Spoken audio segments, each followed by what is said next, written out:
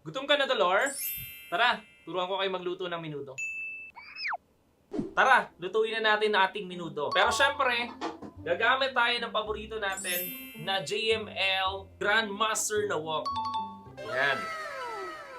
Maganda dito sa wok natin na to, no need oil na. Kasi non-stick na siya at meron siyang design na honeycomb. Pero syempre, dahil magigisa tayo, gamit tayo ng mantika. Saksak muna natin. Okay.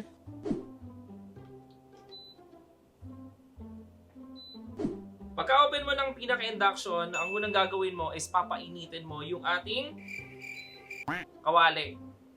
Ayan, maganda dito sa ating Grandmaster yan na wok kasi mabilis siyang uminit. Wait mo lang saglit.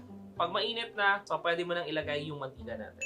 Maganda tong wok na to kasi isa sa mga paborito natin na wok, very aesthetic yung pinaka-design.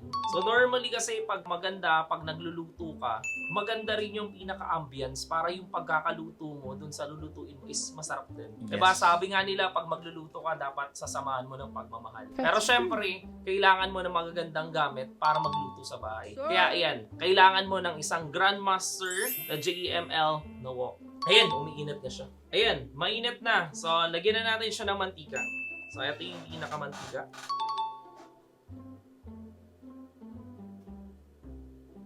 Damihan natin ng onte kasi gusto kong unahin yung ating patatas. So, fry muna natin yung pinakapatatas natin. Okay.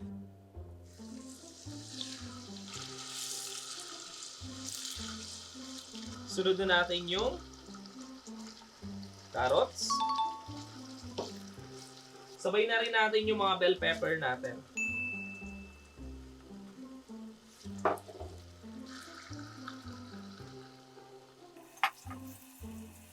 Isang kutsahin mo lang. Hanggang medyo maging ano na siya, brown. Halu-haluin mo lang para hindi masunog at pantay-pantay yung pagkakaluto. That's true. Maganda yung sa wok na to, yung laki niya is enough para sa pagluluto, lalo na kung may mga events. Yes. Kasi kung magluluto ka, minsan ang pinaka-problema mo pag may mga events is yung laki ng lutuan mo. Dito, enough yan. Yan, sa isang handaan, pangluto. Yan, sa tingin ko, enough na to. Set aside muna natin. Okay.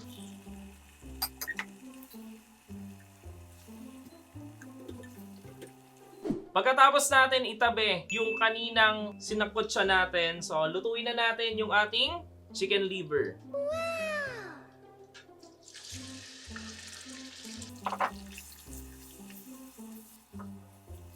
Ayan, okay na. Half cook lang natin at iset aside na natin kasi maluluto pa yun mamaya.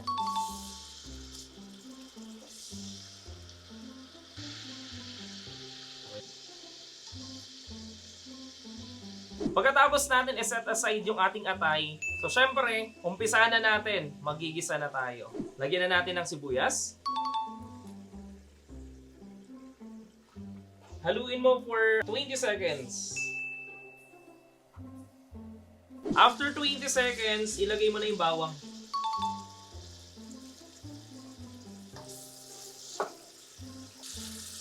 Halu-haluin mo lang ulit siya. Depende sa iyo kung anong gusto mo ng pagkakaluto ng bawang at saka sibuyas. Yes. Ayan, sa tingin ko okay na to. Ayan, lagyan na natin yung hotdog natin para maprito natin siya ng ibang. Okay. Tignan nyo guys, habang nagluluto tayo, kadalasan pag nagluluto ka ng isang hotdog is madikit talaga. Lalo na dun sa mga gilid, sa mga area na hindi mo nalagyan ng mantika. Yan, dito titignan mo mabuti. Napakaganda maghalo. Kasi hindi dumidikit yung mga niluluto mo or yung pinipirito mo. Ang ganda. Baka JML Grandmaster Wok yan. Pati ko enough na yan. Lagay na natin yung yung pork natin. Ayan.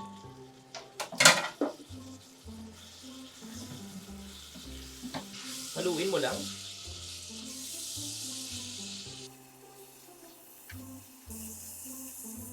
Time to time haluin mo para pantay yung pagkakaluto ng pork natin. Yes. Diba? Ito pa lang, masarap na. Yeah.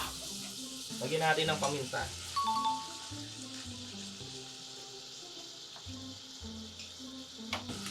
asin. Yung iba dito nilalagay patis. Yes. Halu-haluin ulit natin. Lagyan natin ng tomato paste. Konti lang. Ayan na. Ako syempre, hahalu-haluin.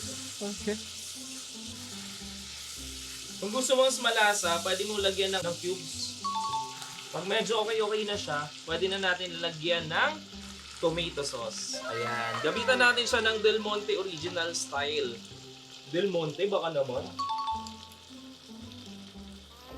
Yummy.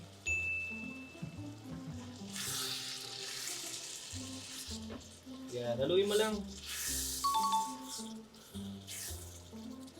Lagyan mo ng onting tubig. Pakuluin natin. Pakuluin mo kahit mga 15 to 20 minutes. Kapag pinapakulo natin, lagyan na natin itong laurel. Ang papakulo. Ang sarap.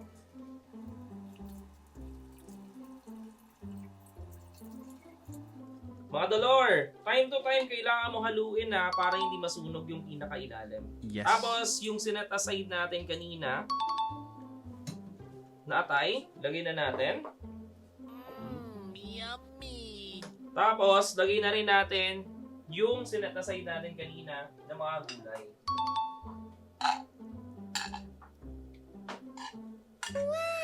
Yun. Yummy. Sarap. Gulay pa lang. Halu-haluin mo ulit.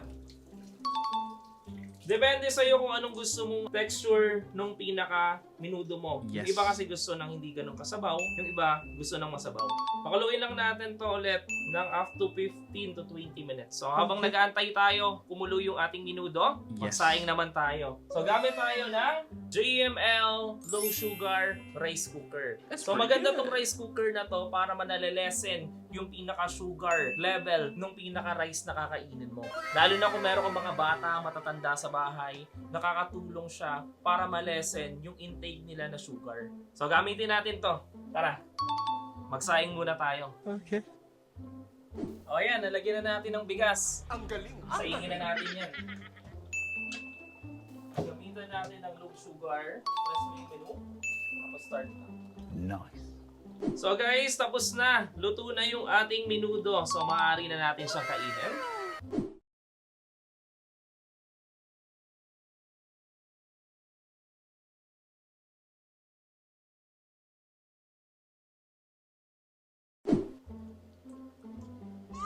Lagyan na natin dito yan. Yummy.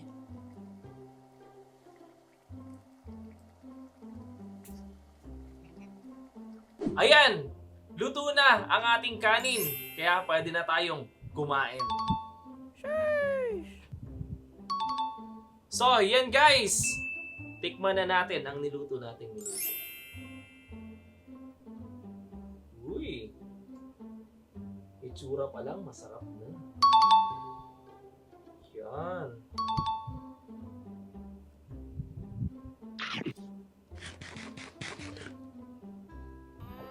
Yummy. Ang sarap guys! Pero syempre, masarap lutuin yan gamit ang JML cookware natin. Tara guys, kain na!